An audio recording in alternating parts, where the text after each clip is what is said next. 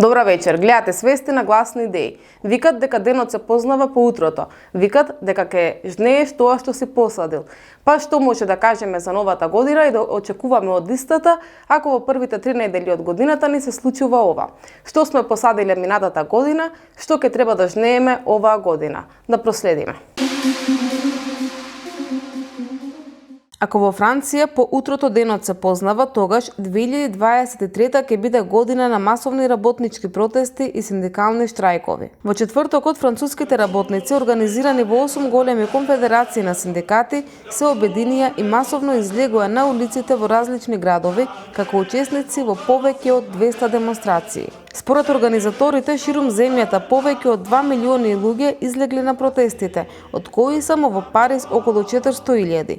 Според податоците на француските медиуми, ширум Франција штрajкувале околу 1.100.000 работници. Повод за ваквиот револт е новиот закон за работни односи, кој допрва треба да го усвои парламентот за пензиска реформа, според која возрастната граница за пензионирање се зголемува од 62 на 64 години. Ова ги мобилизираше работниците, синдикатите и работничките партии на начин што владата на Макрон во четвртокот се соочи со генерален штрајк. Сообраќајот беше прекинат, а училиштата и другите јавни институции беа затворени. На аеродромот Орли во Париз секој 5 билет беше откажан. Само 2 линии на париското метро беа во функција, а железничкиот сообраќај во целата држава беше речиси во целосен прекин, односно во функција беа оставени само неколку линии. 8 конфедерации на синдикати во земјата ги повикаа француските работници повторно да излезат на улиците на 31 јануари.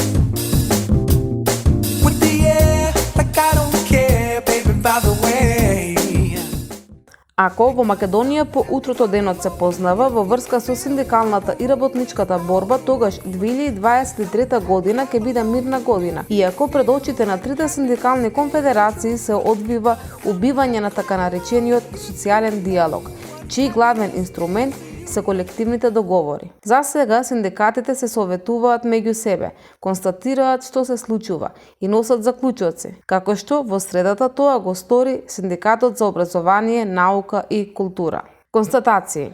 Предлог законот за системот на плати во јавниот сектор е противуставен, дискриминирачки, спротивен на интересите на работниците и не дава можност за колективно преговарање за утврдување на висината на платите и на доместоците на платата на работниците. Со овој предлог закон се елиминира можноста за уредување на платите и на доместоците со колективен договор, а тоа би значило нивно постепено укинување, што е сосема спротивно на Уставот, кој што вели дека остварувањето на правата на вработените и нивната положба се уредува со закон и со колективни договори. За време на штрајк, вработените имаат право на плата во износ утврден со општите прописи за работни односи, што е спротивно на веќе постоечките колективни договори, каде ова право е веќе утврдено. Овој закон представува обид на владата да ги намали правата на работниците, односно стихино да ги укине веќе утврдените права со постоечките колективни договори. Заклучоци. Врз основа на претходно донесените констатации, Советот на СОНК заклучи дека овој предлог закон представува преседан во македонското законодавство.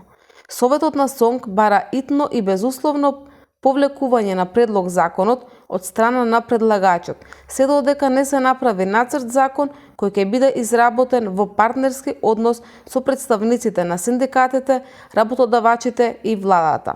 Советот на СОНК бара да се изработи закон кој ќе биде прифатлив за сите засегнати страни, односно за работниците, работодавачите и државните органи. Во спротивно, работниците предводени од синдикатите ќе дадат жесток отпор на носење на ваков закон, спротивен на нашите интереси, зашто веќе се изјаснија и повеќето синдикати во нашата држава. Во Франција, штрајковите и масовните протести продолжуваат на 31 јануари. Во Македонија, синдикатите најавуваат жесток отпор, но не кажуваат датум, ниту месец, ниту начин како ќе изгледа истиот тој отпор.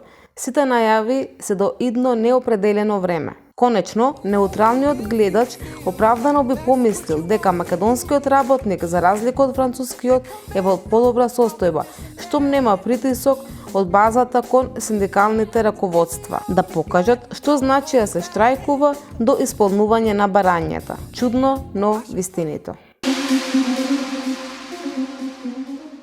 Тоа беше се во ова издание на Свести. Се гледаме следната недела во истиот термин.